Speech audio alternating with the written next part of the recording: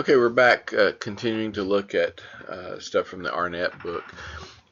A few more things here that I think are kind of important issues. And again, you've talked about some of these already also. One is the negative legacies of divorce. In Arnett's work, he's looking at people who, and he doesn't intentionally sample these folks, but when he starts looking at people who are young adults now, he's necessarily dealing with a lot of people who have grown up in divorced families. The text that you're reading probably right now about the legacy of divorce also relates to this idea, of course. One of the things that we seem to know is that divorce has had a negative impact on us. That may seem really commonsensical, but if you look at the history of that research, back in the 70s when we first started having children who had come through divorced families, some of the initial research was really negative, and the initial outlook was super negative that if kids grow up in a divorce, they're going to be ruined. I'm overstating that, of course, but that's kind of the feeling that people had. Well, then we had research that came along when those people were teenagers and a little older that kind of said, maybe in the 80s, that said, well, wait a minute. What we're seeing is a lot of kids who come through divorce, but they're very resilient. They dealt with things fine. They're not having horrible problems.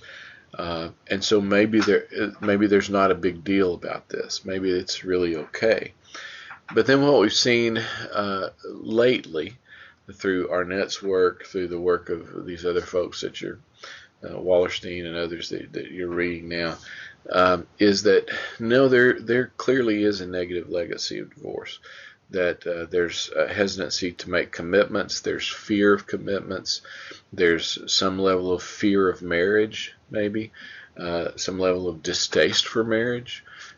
Lots of different things that seem to be coming from having now a generation, at least, kind of 1.5 generations of people who have come through kind of this culture of divorce and grown up in divorced families. It doesn't mean that you're doomed. It doesn't mean that you're going to necessarily have a bunch of things really, really wrong with you. It simply means that you probably are going to have a more difficult time with some things than if you came through an intact nuclear family. Second thing on the list that, again, many of you referred to is the notion of casual sexuality. And I think that's a serious issue, of course. I think that it's something that has certainly changed a little bit. Even, if we look back at the 60s and 70s and say, the hippie culture and free love and all that sort of thing, that was still kind of limited to people on the East Coast and the West Coast and people who were kind of radical.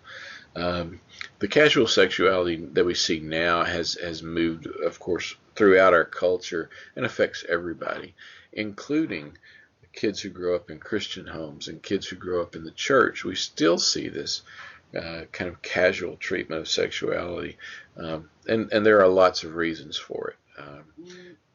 The media, all kinds of different things. Again, maybe the negative legacies of divorce. Maybe that comes from that also.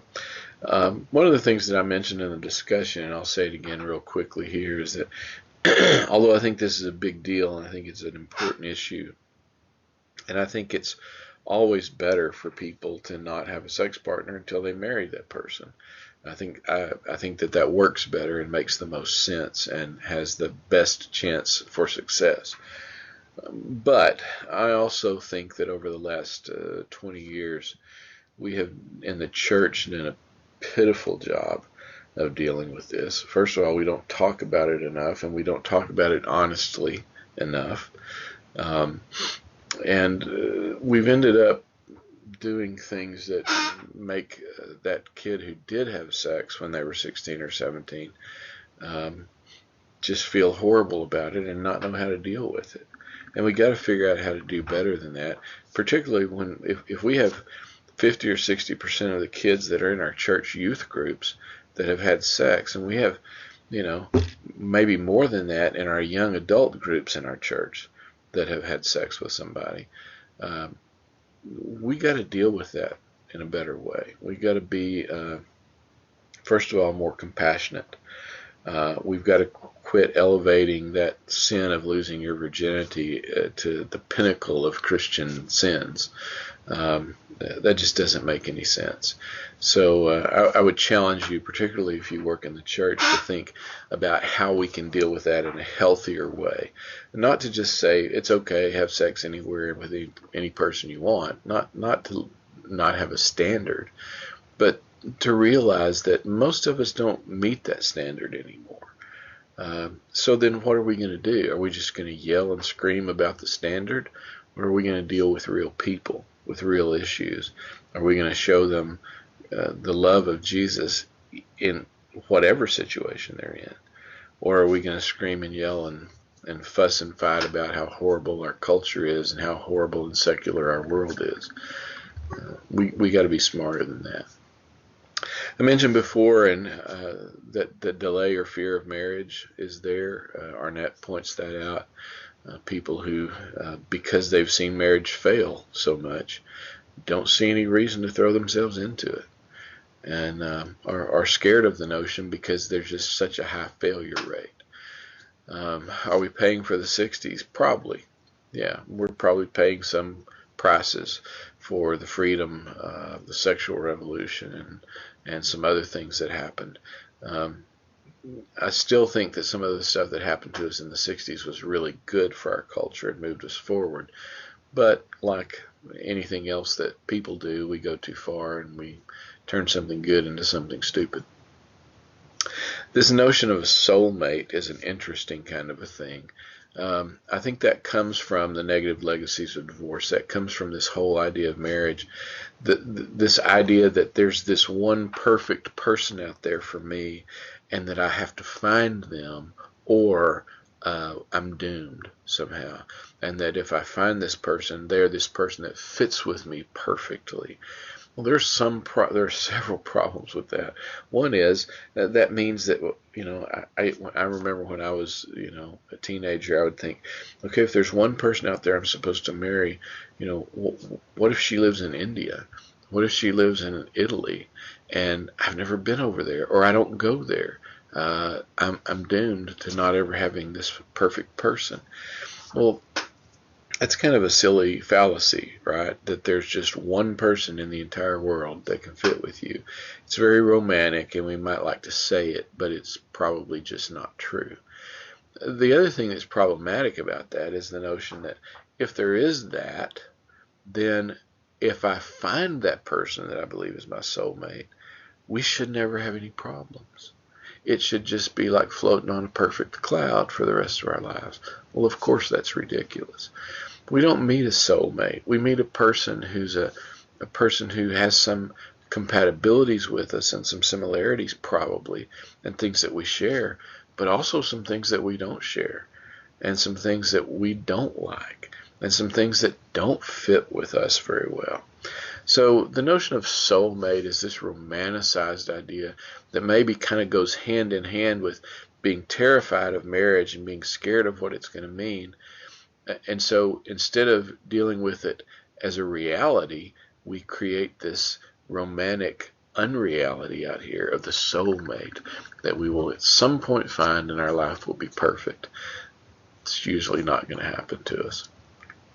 That also kind of is related to this notion of cohabitation and the ironic lure of cohabitation, that because of this fear of marriage and fear of commitment, cohabiting seems like this wonderful, perfect solution to that. Well, let's just live together. Let's try it out. Let's see. Well, what we've seen, of course, is that people who cohabit tend to not have long-term committed relationships as much. They tend to divorce more often. Well, here's an important question, though. We can't make the leap that says because they cohabited, then they are going to, that's why they have a higher divorce rate. It may be that the people who cohabit are people who cohabit because they have a much higher fear of commitment. And then when they do get married, they still have that fear of commitment. So although those things seem to be correlated, cohabiting and not staying married, and it's not a huge correlation, I don't think, but there's a connection there. Um, that tells us something, but not everything about that.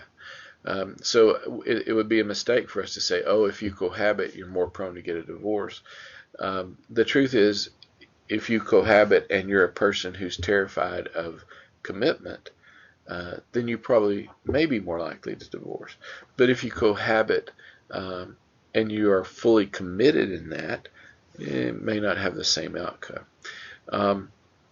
What we do seem to see, though, is this: let's pretend that we're married. Let's practice being married and see how it works. And then if it doesn't work out, then we won't do it anymore. Well, what that does is that teaches us that if things don't work out, we leave. And then at some point we decide to get married, but we may still have in our head, hey, if this doesn't work out, we can just call it off.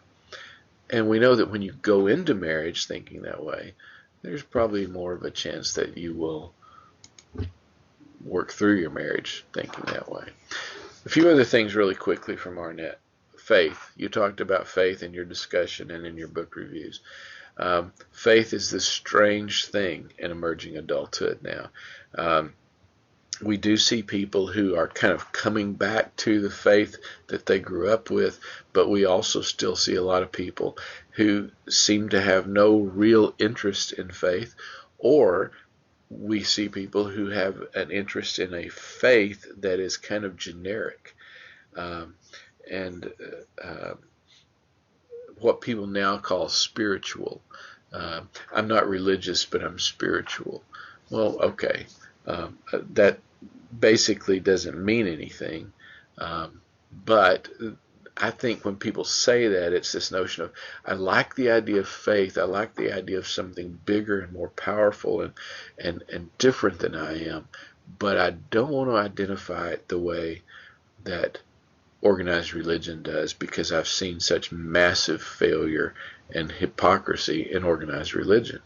And so I think that although there's something there that is a valid criticism of religion, there's also some stuff in there that is not valid, where people are thinking things about faith and faith institutions that they really don't know because they haven't ever been a part of them and haven't experienced it.